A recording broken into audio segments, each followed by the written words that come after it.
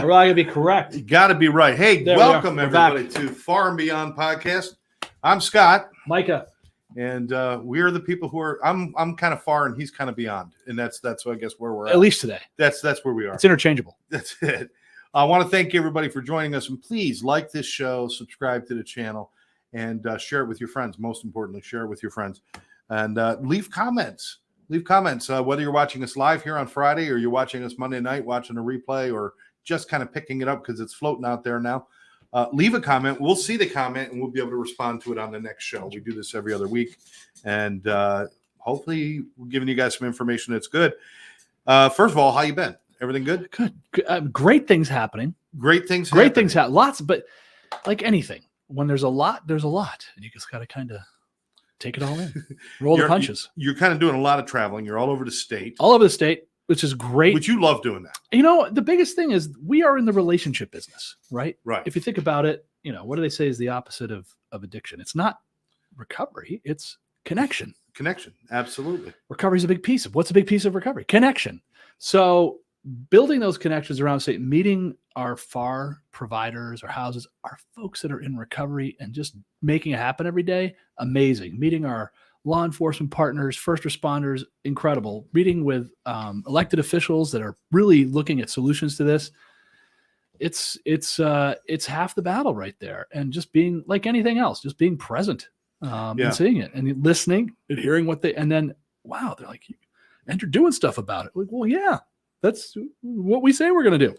And that's where we're getting the name from, the FAR part, Farr and Beyond. FAR is the Florida Association of Recovery Residences. And, there's a National Association of Recovery Residences, which is called, ready for it, NAR. Reggie. It's called Reggie. But Florida, this one is particularly Florida. Most states have their own. Yes. Not all yet, but most. So you have GAR. You have Azar. These sound like Romulans. Azar is Arizona. Right? Arizona. Okay. GAR is Georgia. VAR, which is Virginia. Yeah. And many others. I don't think Rhode Island has one yet, but there's only 12 houses in Rhode Island. Total. 12 people. But this is set up for our loved ones and ourselves and who are in recovery, and we're in that second stage of actually after the treatment where you start living. You have places to go, sober living homes, halfway house, whatever they're called. Whatever you call them, because some people have their own little names for them, but they're basically where sober living people go, or sober people go to get started in their life.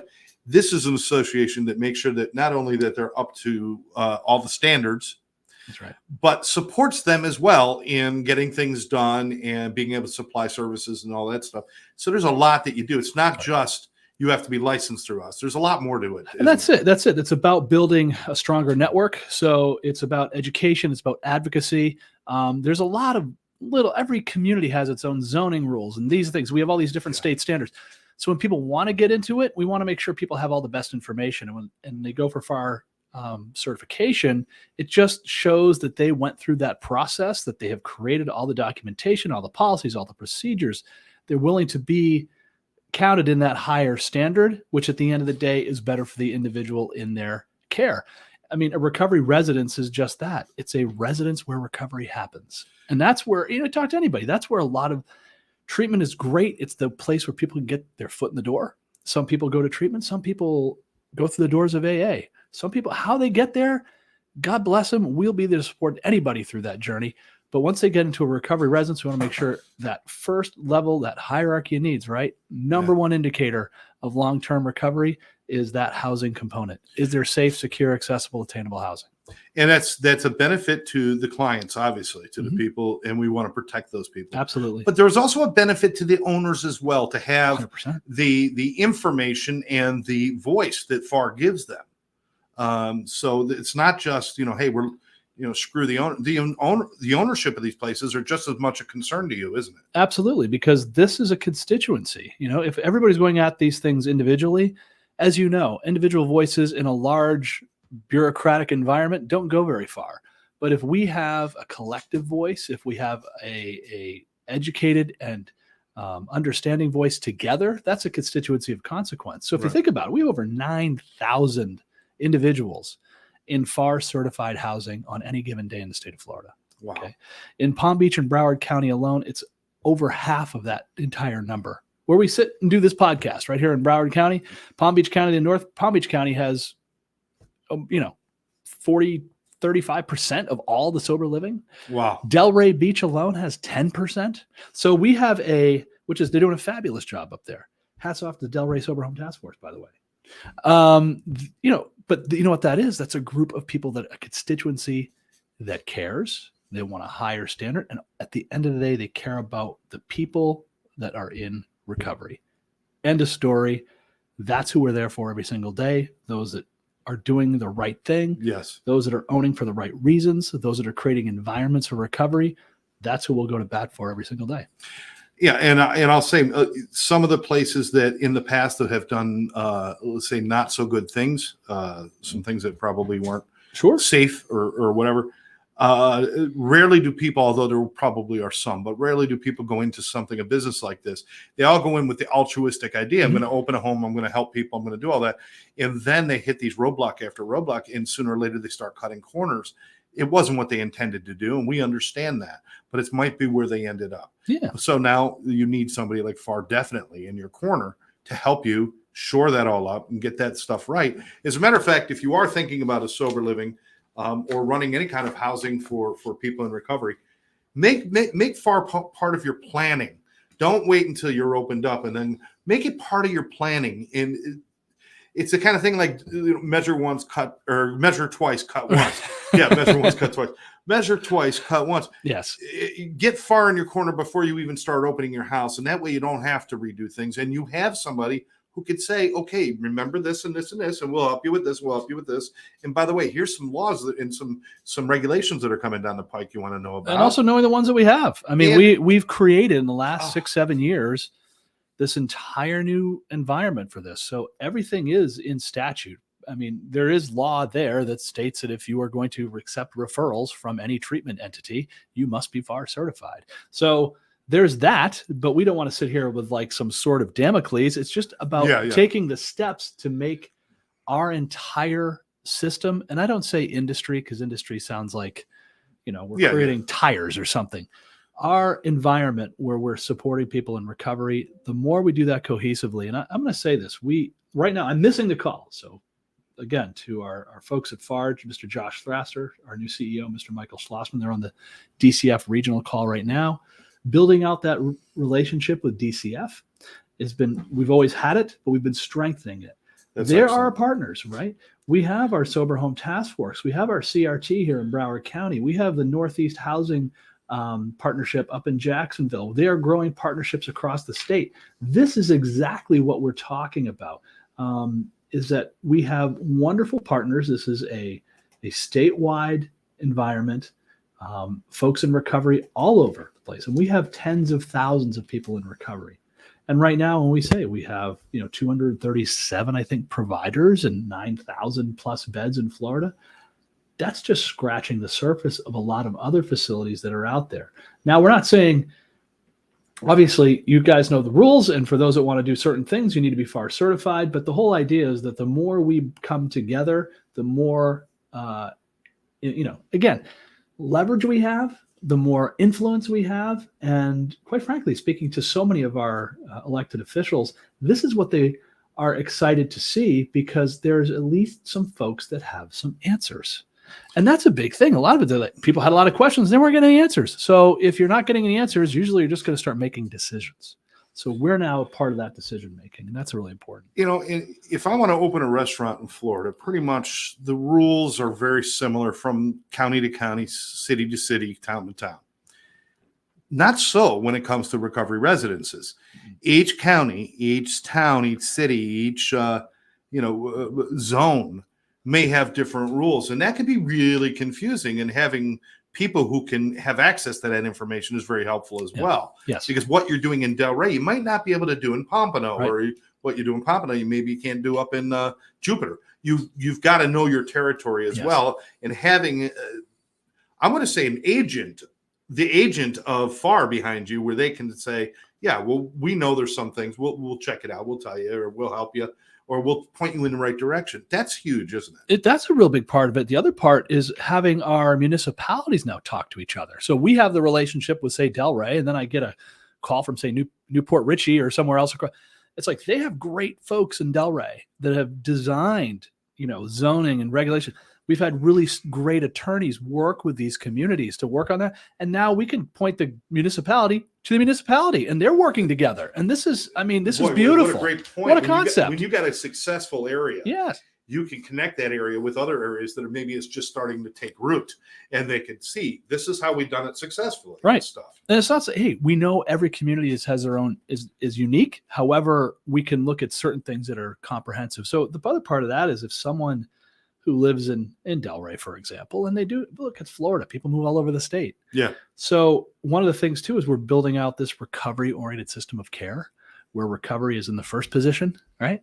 And so when folks are moving around the state, they can come into an environment that will be unique because that's the one beautiful thing about getting around Florida. There's so many unique, cool things about Florida and really cool people and everything else. Yeah.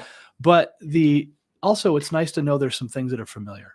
So if you have recovery, there's Debbie right there. If you come in and you have a community that understands recovery and they're in that same mindset, that helps everybody. And that's better for the community. Yeah, the information that communities have gotten have usually been through grapevine information and through neighbor to neighbor. And it's like, that's where you end up with that not in my backyard kind of thing. And and here's the sad part. Something goes wrong in a house, good, bad, indifferent, somebody's fault, nobody's fault, whatever it might be. That'll make the news. Mm-hmm. And all of a sudden, it's like everything else is judged because of that. Whereas the good works are the word is not being spread on the good works. Is that something that is a concern of yours? Always. We need to really share the successful, not just the horrific moments. Well, and it's nice too. And I'll give kudos, especially to in this area of the state, our media outlets, our news stations, et cetera. They've done a really good job. Look, several years ago, they were the ones that Palm Beach Post and Sun Sentinel and our news agencies. They're the ones that exposed the real sordid underbelly of what was happening in this industry. And we knew, and I'm going to say industry then, because that's what it was, unfortunately. Right. And although there were some really great providers at the time, it's been around for years, it was what was happening around that. And we know how bad it was. However, when you can have them see the story now and they're reaching out for the positive, they're reaching out for the answers. I'm doing an interview after this podcast today, looking at the importance of the work that's been done, celebrating those successes, and what does it really mean for the recovery community. And that's huge when the media has come out and said, hey, we know there's been changes. Now we want to know. And also they're almost protective of the work that's been done because they know that it can flip a switch with politics or what have you. And they're there to help protect now, which that's a great, great partnership to have.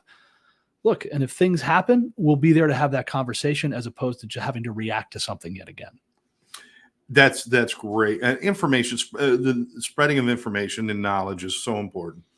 One of the things I want to tell people is that, coming up in July, starting in July with both this show and the Sober Life podcast, at the end of the show, we're going to be highlighting events and things that are happening through states, whether it's a treatment center celebrating anniversaries or great recovery picnics that we have. And of course, our Farr Fest that will be coming up. It'll come up faster than you think. Fast. It always does. Remember, we're thinking of the Farr Fall Fear Festival of Fear.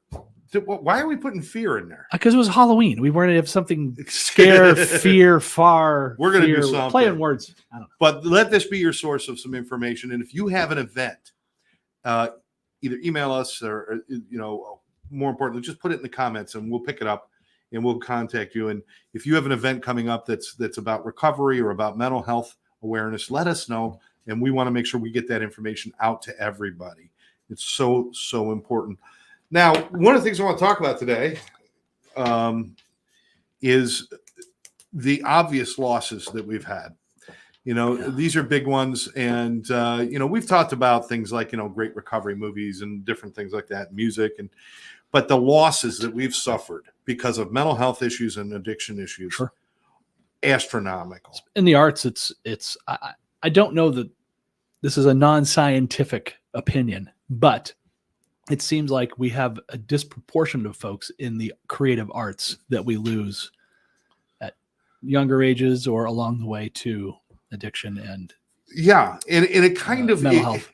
It's kind of kicking sand in the face of the people who are saying, well, if I had money, I wouldn't be in this problem, or if I had a success, I wouldn't have this problem. We'll go right with Matthew Perry, who had success and beloved. He had money. These are all beloved people, and he fought his addiction throughout his career. If you watch the Friends show, you could see the weight changes, the different changes in his eyes and how he acts. And he says he does. Well, he said, obviously, he's passed on now, but he said there were certain parts of the seasons he couldn't watch because it was too painful to watch because he knew what he was going through with his addictions. Right. And by the way, if you put a poll up today, who's everybody's favorite friend? Yeah. He's always far and above. Yeah. I think Jennifer Aniston beats most just because, hey, it's Jennifer Aniston. Come on. But I've always liked Chandler. His humor was incredible. And he brought that to the role. He did. They didn't write that humor. No, it was he him. He brought that style. And by the way, I love all the friends. Delivery. All of them. But he was a real beloved character. I was a fan of all of them. I wasn't a fan. At first, I didn't like Joey at all the first couple of episodes. And then Joey became Joey. It grows right on you. Then How You Doing and all this stuff came along. And I'm like, all right, you got me. Yeah. You got me. Yeah. But anyway, Matthew Perry, he died from the acute effects of ketamine. Yeah. He drowned in a hot tub. It was part of the issue. But cardiovascular overstimulation, respiratory depression. But they're saying that the ketamine was a small part of that at that time, and all of his addictions throughout the years had caught up with him too. So that's one. And he had everything.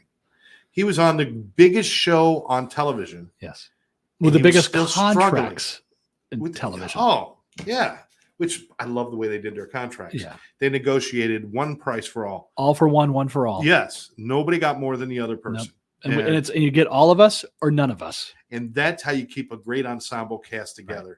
When you don't do that, you end up with shows where you love these characters, and one of them falls off, then another one falls off. No, Friends knew how to do it. And poor other cast of Seinfeld, when the producers finally agreed to, yes, we'll all give you that. And Jerry said, I'm done. I'm done. I think they all turned out okay. I think they're going to be all right. I think they're all right. They probably lost a little bit. Probably got to skip a lunch or two to make ends meet. I don't think so. I think they're okay. Tom Petty. Long struggle. Great American singer-songwriter. Some of the most iconic. Free Falling, there's not a song more iconic. You don't turn the dial off when Tom Petty. Well, it's that old thing. It's like, things are going to be okay if you listen to the radio, because if you flip the dial for maybe 5 minutes, you're going to hit a Tom Petty song. And you're like, okay. I can get dialed. I can get grounded again, because Tom Petty is ubiquitous for that American soundtrack. Oh, absolutely. Absolutely. Let's see. Deborah, this is Debbie Bettendorf. She has a great show called Find Your Fabulous, a great podcast. Coolest title ever. Go look for it. Find Your Fabulous. And she's saying a lot of non-scientific thoughts too. Yeah, that's it. She says I have a lot of non-scientific thoughts too, Micah. LOL. I just want to make sure I say that I'm not claiming to be an expert on the. And this is Sandy. We call her Sandy Mom because it's Sandy my mom, and she's a big part of everything I do. Sandy. So helpful that the information is available in one place. Yeah, that's another thing we should say about Farr. Yeah. When you call Farr, you're not being routed all a million different places. You're talking to somebody. You're talking to someone, and if they got to figure out something, they'll figure it out. But we're a small crew, and it's an amazing crew. And so, and you call on the phone, you're going to probably talk to Kayla, and if Kayla needs something, she's going to talk to Josh. She's going to call me. She's going to, you've met our field assessors, Chris and Trish. I mean, they're incredible. And we got we got the team, and that's how we operate. So we want to share that culture with everybody that we operate with. Absolutely. So anyway, back to the Tom Petty. Tom Petty, actually, you're right. Iconic American soundtrack. Overdose, including fentanyl. This is all prescriptions. Yeah. Fentanyl and oxycodone. And it says accidental overdose. I think most overdoses are accidental unless it's a suicide attempt. And then if we're talking Tom Petty, it's pretty much the same deal with Prince. Absolutely. I mean, this is a Jehovah's Witness. So Prince wasn't a drinker, wasn't a substance use. He was, I mean, if you ever saw Prince in concert, which I was blessed to see Prince in concert. I'm so upset. That's one of the ones on my list that I wish I'd seen. And he talks about his hips basically fell apart from jumping off of amplifiers and wearing stiletto heels for 30 years. He had to. He was only 4 foot tall. He could fit in. This was my Prince cup. In other words, you could go to get. He actually came out not in this cup, but a box. He came out in this. This was a 360 stage he played on, and it was like this cube comes through the crowd, and then it went under the stage, and then Prince just emerged from it. And that is so cool. All we could think about was like, okay, how cool is inside that box? It's not just a box. Prince has like Princeville in this little box. Anyway, but I was close enough to see his heels. He literally had like almost like an metal L brace like you would see in furniture. Yeah. These were built into to support so you wouldn't blow them apart. But the damage, same with Bruce Springsteen, same with Billy Joel, same with Eddie Van Halen, same with all these guys on stage, all those years running around, jumping, slaying instruments. It destroys your joints. Oh, yeah. Destroys your joints. It messes with your hearing. Yeah, 100%. What? Yeah, exactly. Exactly. But Prince was a great loss, a fentanyl overdose. And this is somebody, like you said, who was kind of a purist. Yeah. In many parts of his life with his music, for sure. Right. I mean, he was so serious and he was so dedicated to the craft, and he wasn't allergic to making money. He didn't mind doing that. No, not at all. But he was such a perfectionist in his craft. And from what I understand, such a shame that to lose your life to something you didn't have to lose your life to. It's just. And from what I understand, and again, correct me if I'm wrong. From what I understand, it was a situation where he thought he was getting his prescription medication, and it was not. It wound up being like not counterfeit, but it was procured not in the normal way. Yeah, shortcuts. Yep, you cannot. Someone take took a shortcut. With meds No. ever. Because I got to go this because just imagine this because like our brothers and sisters, Jehovah's Witness, fine, you do your thing, but part of Jehovah's Witness is to actually go out and preach and right. Yeah. They knock on the doors. Hey, come on, let's talk. Can you imagine being in Greater Minneapolis and having Prince and Larry Graham, the famous bassist Larry Graham, Graham Central Station? Imagine the purple suit and Larry Graham in the white suit with a big white hat knocking on your door. Yeah, he was wearing a raspberry beret when he showed up in a little red Corvette. Hey, excuse me, we'd like to come in and share a few words with you. I'd lose your mind. Debbie said, I can't remember, Scott, if you painted Prince. Yes, I've painted Prince. I did one painting of Prince. I'm actually thinking about doing another one, a little more detailed this time. So, but yes, iconic. Thank you, Deb. Iconic. Yeah. Now Scott Weiland, a lot of people wouldn't be real familiar with who he is. Tell everybody who he is. Stone Temple Pilots. Yeah. Great voice. Great artist. He painted real depth to his voice. Well, when he first came out, people thought it was Pearl Jam. So he had that real baritone. Yeah. And then, but a great rocket, just a great front man, great band. For those that, again, the 90s, we lost a lot of folks in the 90s. Yeah. I mean, we're talking about, he died with a combination of cocaine, alcohol, and MDA. And he had been in recovery for quite a while too. Yeah. It was a relapse. Absolutely. Struggle. And again, great. And his last band, I mean, talk about a who's who of recovery and rock and roll too. He was in Velvet Revolver, which had Duff McKagan, who's now been sober for years from Guns N' Roses, another one of the best rock bassists.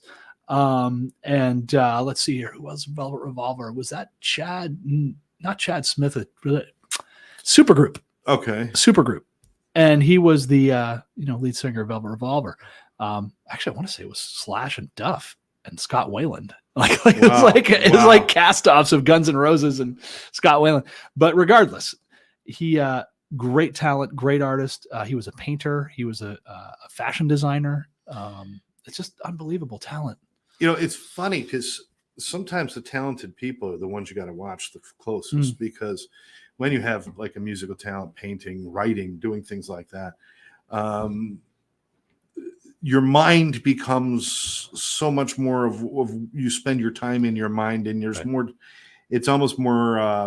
It has more effect on you, your thoughts and stuff. It's kind of a strange way to explain it, and to quell the mind and to cool the mind, we're likely to reach for a glass of brandy or a pill or something like that to kind of calm the mind. Because creative people, their minds are going kind of a little bit. Want to shut it off? Yeah. How do you shut it off? How do you tune it down? Now, here's one that this was the shocker for me. Philip Seymour Hoffman. Oh yeah. Philip Seymour Hoffman had problems with alcohol and drugs through the majority of his life, went into Hollywood, and here he is, this relatively short, chubby, very strange voice, strange look. Not your typical at all leading man.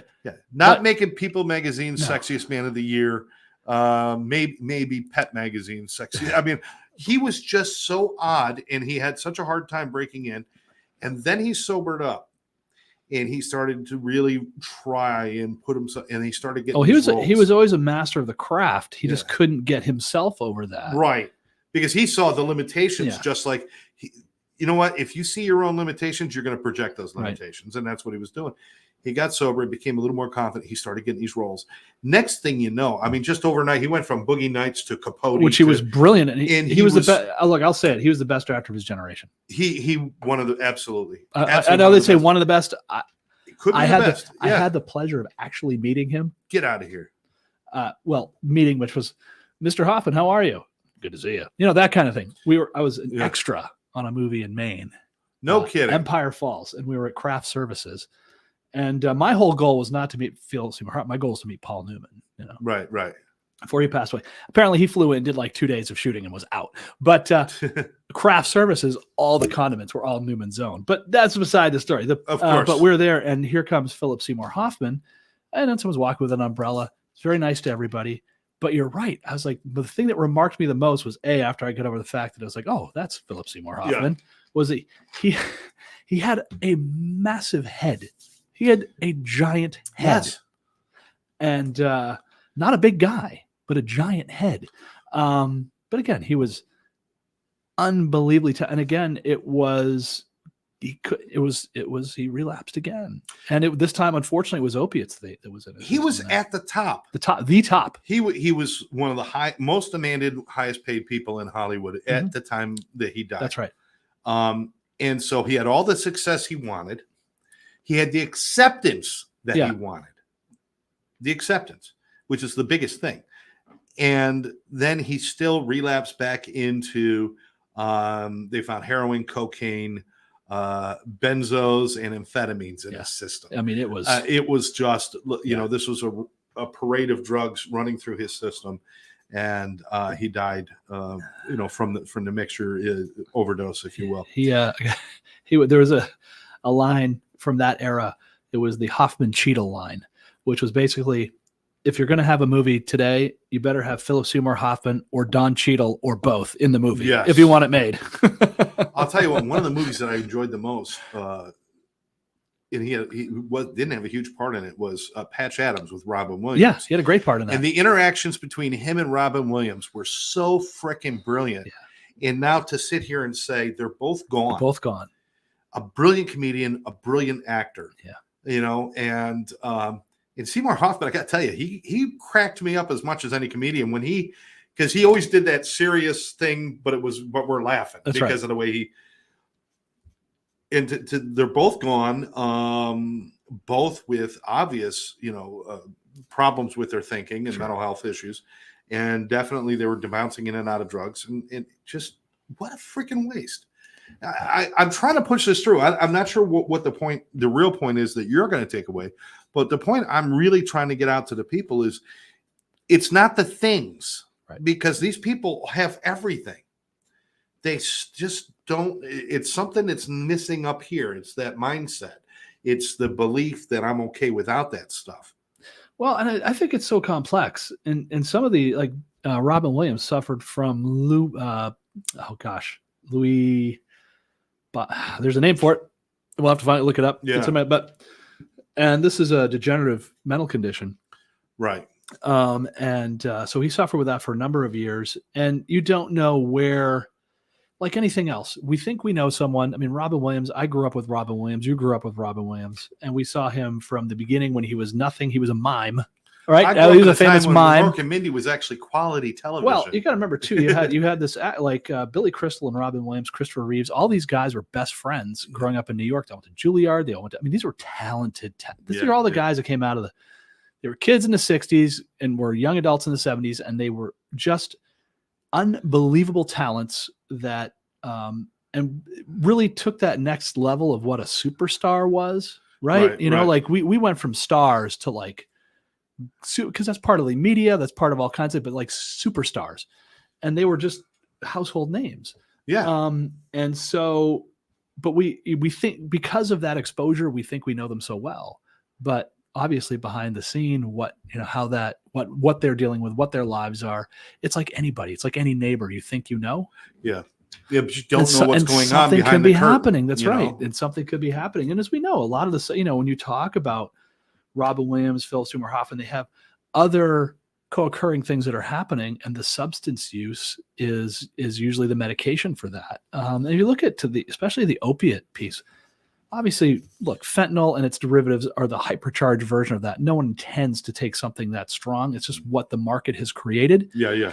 But it goes back to opiates. What are opiates? Opiates are painkillers, but not only are opiates painkillers for physical pain, they dull any existential pain. That's why we're going to get to the rock stars. Yeah, we got rock stars too. We got everybody on this. I got to say though, you made a comment at the beginning. You said the opposite of addiction is connection. And one of the things that happens when you reach a certain level of fame is you actually no longer have that kind of connection to people. Right. You have maybe a small group of people that you're close to, but everyone else just becomes an acquaintance. Right. Because there's too much. Yeah.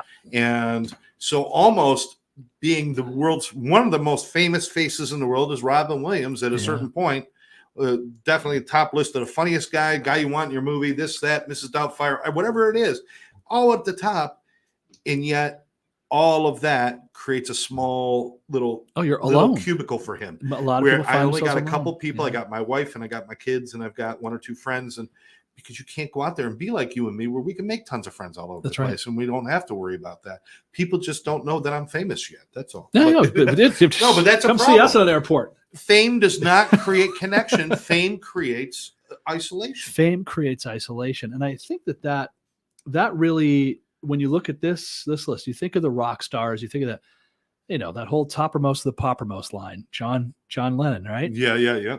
And talk about four dudes that had to have each other because no one on the planet could understand what they were going. It never existed before. Yeah. And so, despite their own inner workings, this and that, at the end of the day, they all truly cared about each other because they're the only ones that could understand what they were going through. And so you take some of these big stars, and it's true.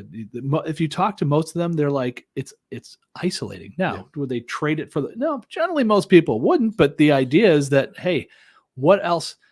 What have we created around that? We've created this construct of fame and isolation and what have you. And now there's a few that buck the system. Yeah. People like Keanu Reeves. Yeah. Who purposely lives his life out in public. Mm-hmm. We've talked about it before. He'll sit outside a Starbucks and when people go or any coffee shop. I'm not advocating for Starbucks, but any coffee, and he'll like pay for people's coffee for a couple hours while he sits there and drinks his coffee.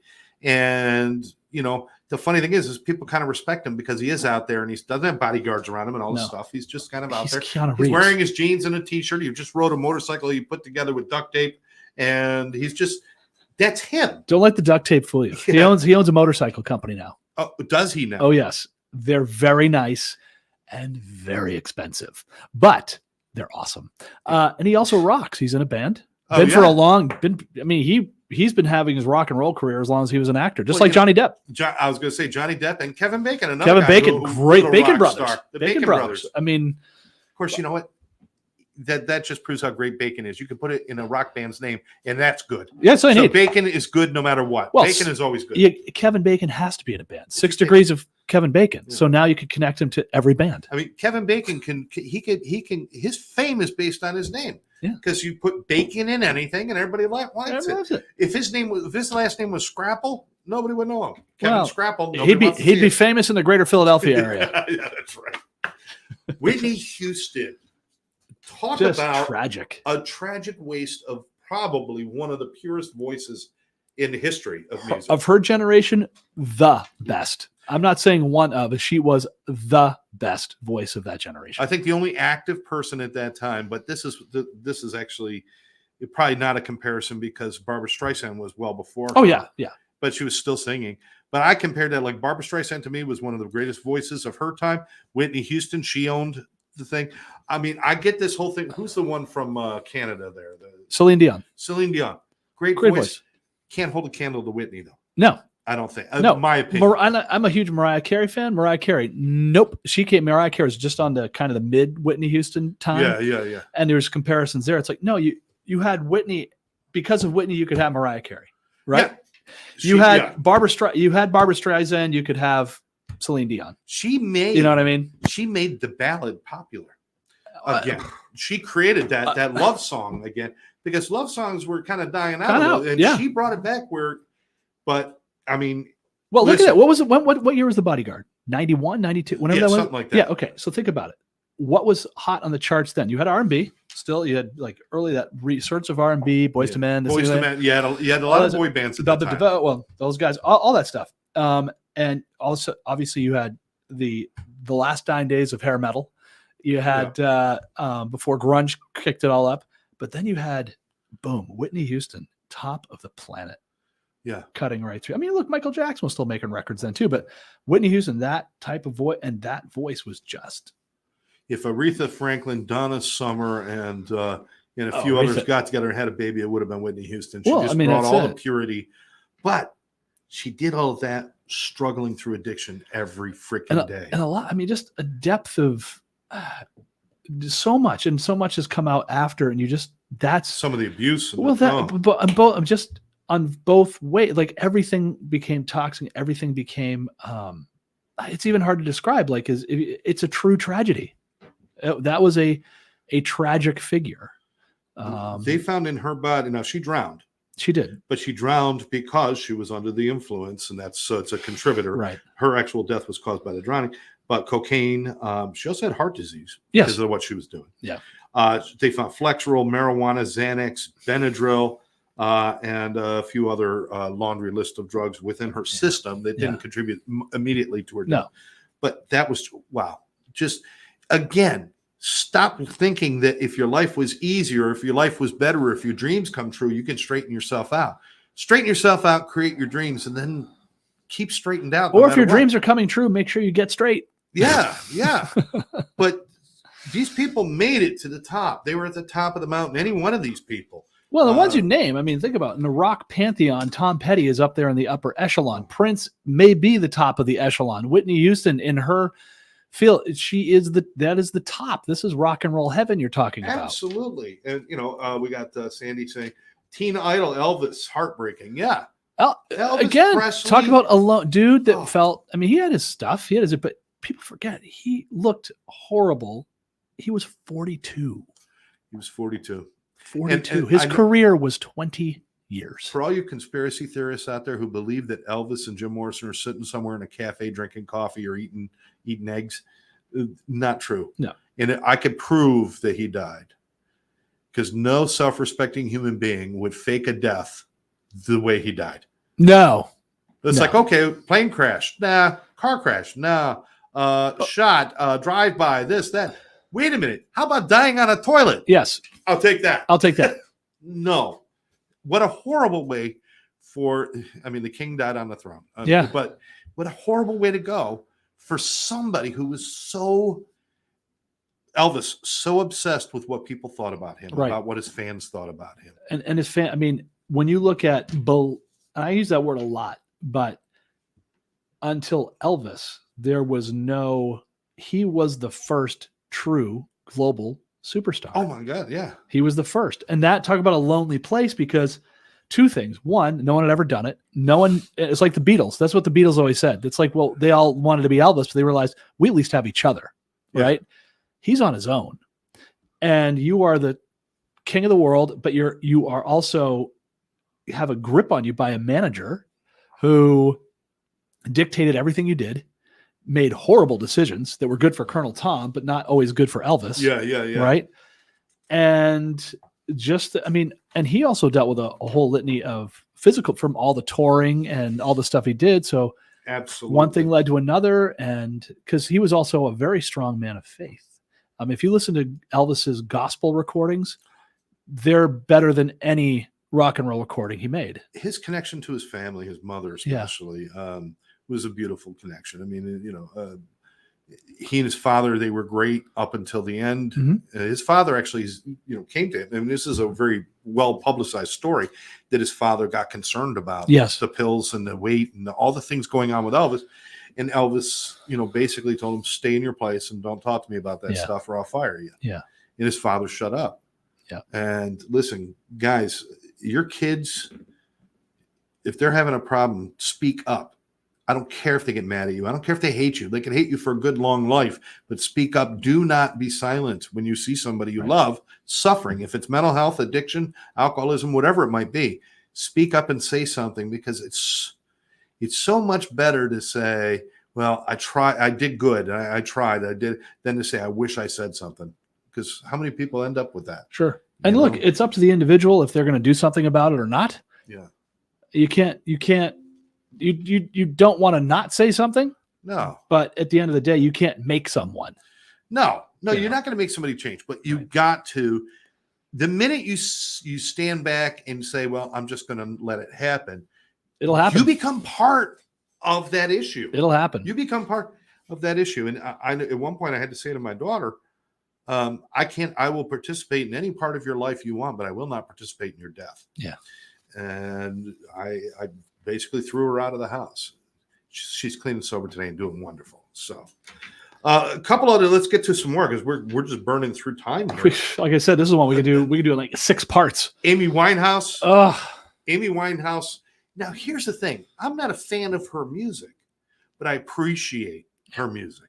And I appreciate the talent that got lost. Unbelievable talent. And this was 27 Club. It's part of the 27 Club. And she, although I know she had done drugs and stuff, her real problem was alcohol. Yes.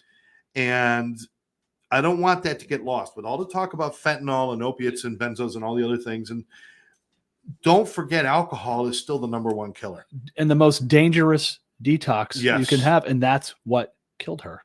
Yeah, exactly. It was alcohol withdrawal. And alcoholism, when you have an alcohol problem, there are many ways to die. Many ways to die, whether it's cirrhosis of the liver, car accidents, whatever it might be, choking on your own vomit, which we've seen many times, and things like that. There's so many ways. So I just want to make sure we understand. She lost it. She wasn't out doing all the other drugs like everybody else. She just alcohol.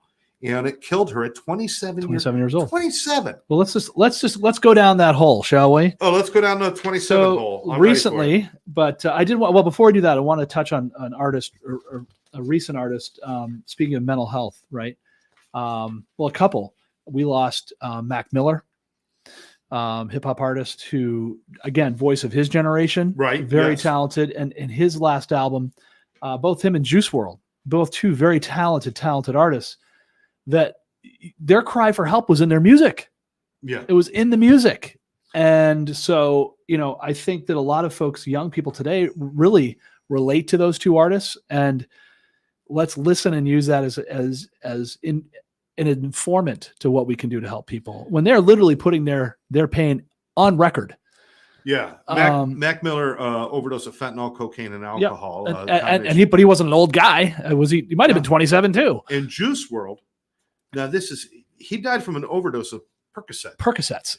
And he sang about them. It's because the police were coming on to search his plane. Yeah. And he wanted to hide them from the police, so he swallowed them. Ate them all. So he died, but at least he didn't get busted for possession. I mean, come on. No. Unless they checked him for digestion. There's 1,000 ways to die. Yeah. But I mean, again, and Juice WRLD was like 22, maybe he's a kid. These are kids. These are kids. I mean, 27 sounds like a kid now. 27 Club. We mentioned Amy Winehouse. Kurt Cobain, which died from a suicide. But there was heroin and diazepam. Oh, he's an acute diazepam in his long time opiate user. Yeah. And so when they have a suicide and there's alcohol or drugs involved, it is a contributor. Would they have done it without the alcohol or drugs? I don't know. But Kurt Cobain, another one, 27 years old. Struggle with behavioral mental health too. At the top of the world. Oh, Nirvana. This is 94. He was, when you say grunge, him and that sweater he wore. Yep. That ratty sweater. But it was who he was.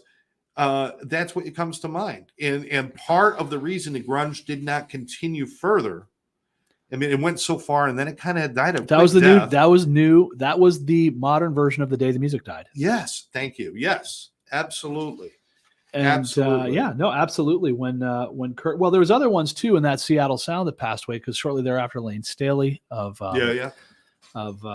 Alice in Chains. You had Shannon Hoon of Blind Melon. You had Brad Knoll of Sublime.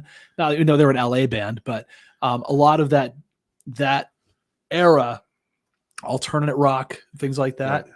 Heroin ran rampant through that. Oh gosh, Temple of the Dog. They came together because what was the lead singer? He passed of an overdose. So Chris Cornell, unfortunately, Chris Cornell took his life a few years ago. Oh my gosh! I know. And here's the thing. Here's the Chester Bennington. Here's the thing. Let's take Red Hot Chili Peppers. Lead singer from Red Hot Chili Peppers. Yes. Anthony Kiedis. Yeah. Every time I think of Chili Peppers, I think Flea. Then I see him. Then I see him wearing just a sock, and then I lose my mind. Yeah. But anyway, Anthony Kiedis, he plays bass. Anthony Kiedis had an alcohol and drug problem, quite serious. Very serious. And then he killed him several times. Then he changed. Yeah. And he continued. And actually, some of his best work came after he got sober. Yes. And he's still on stage entertaining and stuff. And I don't want anybody to think. David Crosby actually very famously had come out and said when he got busted from Crosby, Stills, and Nash, when he got busted for all those drugs and he had to get sober, immediately after getting busted, he goes, my music career's over. I do all my best writing when I'm high. I don't know what I'm going to do or anything else. And within a year, he's like, what was I thinking? Yeah. He goes, the music means so much more now. And everything I do means so much more. And so we see this with Anthony Kiedis, which, I had a pleasure of seeing him sober, and he still kills it. I saw it's even better. Other bands I saw, Jane's Addiction. After they got sober, and I'm not sure if Perry Farrell was still part of this. Oh yeah, because he's sober now. Yes, and I had seen them 25 years prior to that, or what have you. And it was great because I think they were high. Everybody was high. So no one knew the difference, but to actually see them it was just like, wow, what an amazing collection of musicians. This is a great band. And it was so good to hear those songs so well done. But Peppers is one of those things too, where no matter what you're surrounded with doesn't always influence what you do. Remember, their lead guitarist, founding guitarist, Hillel Slovak, passed away of a drug overdose. Right, yeah. And then when John, that was one of the things that really pushed Kiedis to take care of himself. Well, and it was like pushed him the other way for a bit, and then put it back. But then when they brought in John Frusciante, and I always say it wrong, it's John Frusciante or John Frusciante. Please correct me in the comments if you will. But amazing guitar player. But the irony was he never wanted to be. But he went down that road of it. He actually lost his slot in the Chili Peppers because of his addiction. Yeah. But he got clean and sober and back in it, and now look, that whole era, Blood Sugar Sex Magic, Mother's Milk, all those albums with John Frusciante, that's the bedrock of what made Peppers what they are today. Right, I remember them way back in early 80s with Freaky Styley and all that stuff when no one really knew what they were, nor did they. They kind of funky, play skate parties and hang out, and definitely a psychedelic funk kind of. Flea would play as much trumpet as bass, but they were awesome and fun. But then those albums took them to the stratosphere, right? Yeah. And that was that core group of musicians. So You never know what will happen within a band. Well, and there's a lot of people that lose their slots, and maybe they don't die from their addiction, but the addiction cost them a career. Look at Kiss. I was just going to say Kiss. We got Paul Stanley and Gene Simmons, the two founding members, and then we're joined very quickly by Ace Frehley and Peter Criss. Right. And one of the rules that Paul and Gene established from the drinking, beginning, no drugs, is you live the rock and roll lifestyle. You play the rock and roll lifestyle. You don't live it. That's right. So you play the whole thing, and you pretend you got thousands of girls in your dressing room, and you pretend you're drinking and doing it, but you don't actually do it. Yeah. And he goes, show the rock and roll. He goes, it's a show. It's all part of it's all part of the show. But unfortunately, Peter Criss, who developed an alcoholic problem, and Ace Frehley, world-class alcoholic. I think he's in recovery now. He is, and he's been in recovery now for many years. And the guilty pleasure. Always my favorite member of Kiss. I'm a Space Ace guy. I've always loved Ace. Love Ace Frehley. I loved all of them. I love Kiss. It was a group. Even Gene Simmons came out recently, and he said, because they broke up, tried to get back together, broke up again, tried to get back. Every time it was alcohol and drugs involved. That's right. And then there was a lack of trust, and there was all this stuff. And Gene Simmons says, if I knew then what I know now, we would have done more of an intervention and a whole lot less of just kicking them out. That's right. That's right. Which, by the way, Ace was never kicked out. He always quit before he got kicked out. Right. Or just didn't stop showing up. He stopped coming. I guess that's a way to quit. There's a show. There's no lead guitar. Okay, guess we don't have them anymore. Yeah. And then you got these guys like Vinnie Vincent stepping up and Bruce Kulick. And these are all great players. Yeah. Eric Carr on drums. And Eric Carr. God rest his soul. Yeah. So anyway. It's Kiss. Come on. Kiss. It's Kiss. Stop complaining. It's Kiss. We've got a few more minutes, and I want to highlight a couple of people really quickly who I thought were just tragic. Heath Ledger. Not only was Heath Ledger growing in popularity, he went from kind of that in that 10 Things I Hate About You kind of like, no one knew where he was. Child's thing. Look, no one knew Johnny Depp was going to be Johnny Depp after 21 Jump Street. But then Heath Ledger started getting more involved in some other roles. He did The Patriot with Mel Gibson. Yes. He did some other roles. And he was sober during those times. Yeah. And then he started dabbling again. And he did the Joker in Dark Knight. Yeah. Which was probably one of the single greatest performances of any comic book movie. I'm going to go with, again, I usually say to me, it was the finest. And people are saying, too, that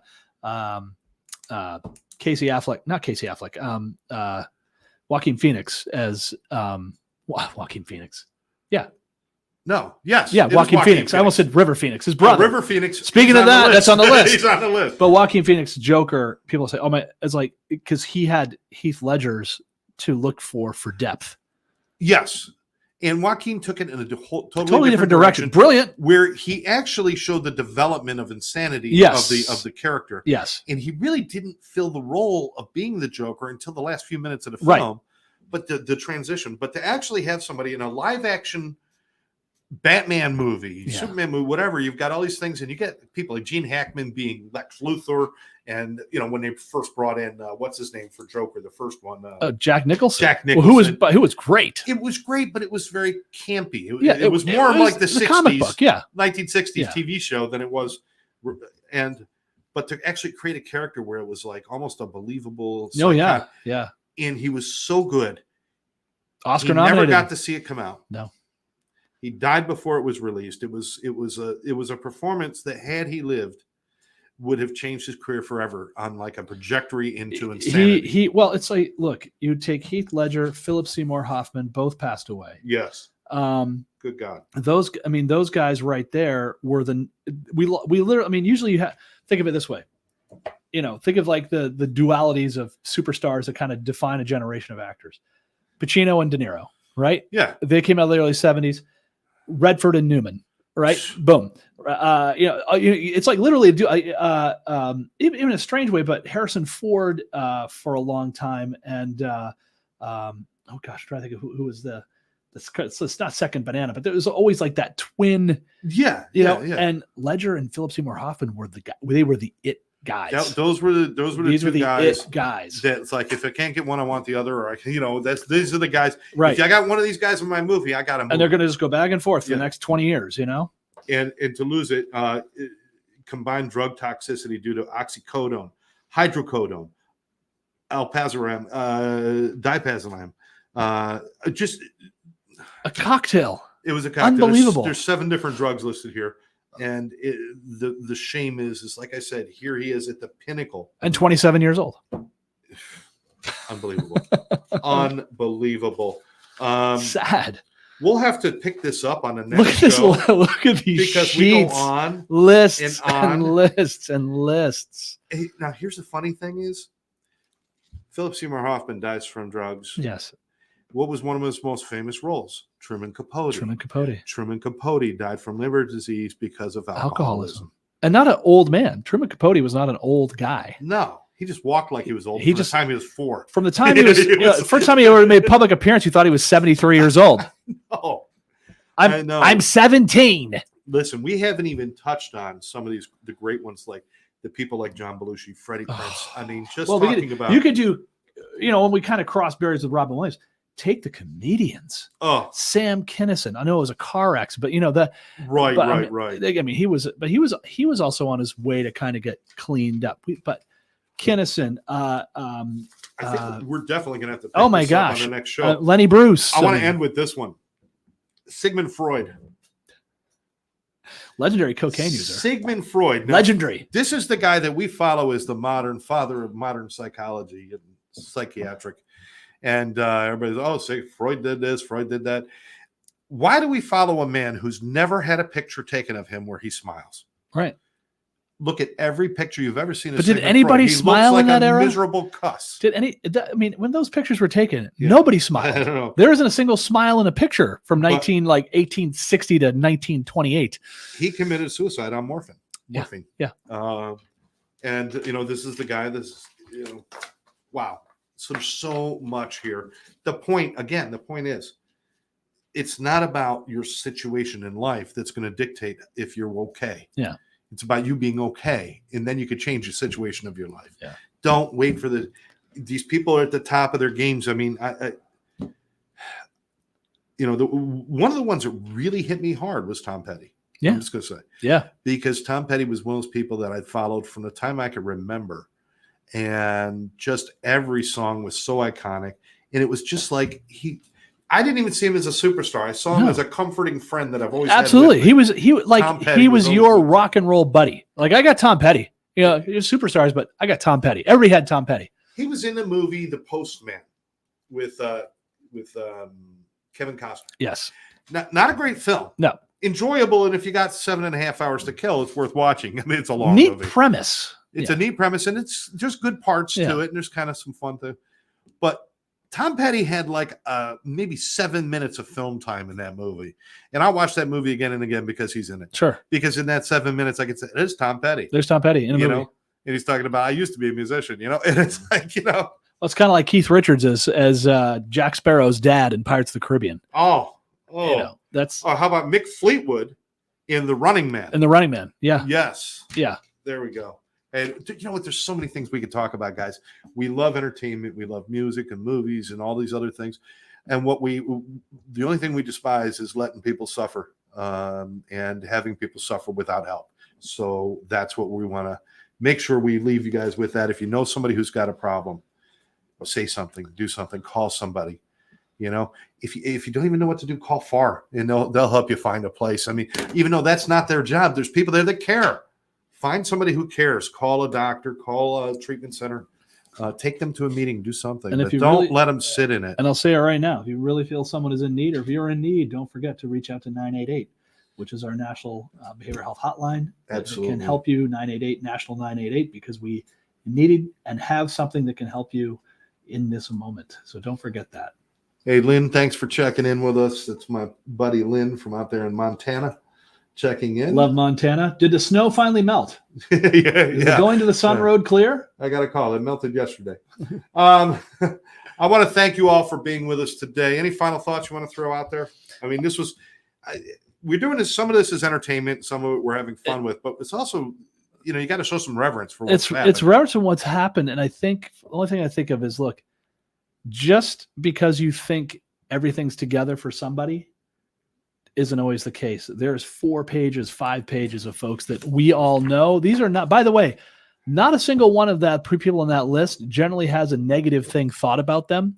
As I said, they're all basically beloved musicians and actors. I didn't get to Ike Turner yet. Well, but everything else, except for Ike Turner, yeah, great musician, world class a-hole. But he still doesn't deserve to die from addiction. Not at all. Or not from at mental all. health. Not Absolutely at all. Not. But as you go through that list, I mean, these are folks that, again, unbelievable talent, generational talent, voices of a generation, have access to anything they could have, and whatever it was inside of them, they still felt alone, they still felt disconnected, yes. And they had to conquer that pain the only way they knew how, with drugs or alcohol. And very few of those, if any of those, were intentional. Absolutely. I know we lost Robin Williams, unfortunately, to that, but most of those, it wasn't his intention to have the issues. That's correct. That's correct. I mean, it might seem like an intentional act to commit suicide, but the stuff that got him there was exactly not his intention. Yeah, it wasn't just a Tuesday. It seemed like the right thing to do. He was at a certain point in his pain that was the solution for him. I'm sure he would have loved to have felt the joy that he gave to so many. Still every day. I mean, there's a day that it doesn't go by that most people don't think about something that Robin Williams did, or you see something that reminds you of that individual. Single greatest piece of work was The Birdcage with Nathan Lane. Brilliant. Absolutely brilliant. All right, ladies and gentlemen, thank you very much for joining us right here on Farr Beyond. Remember, check out Farr. You can go to farronline.com or .org. farronline.org. You want to learn more information. Also, Sober Life Studios is bringing you this with One Brother, One Sister. You can go to onebrother1sister.com if you'd like to donate. Help us spread the word to first responders about mental health, addiction, and self-care. That's the end of our show. We'll catch you next time. Thanks for joining us. Thanks, everybody. Bye-bye now.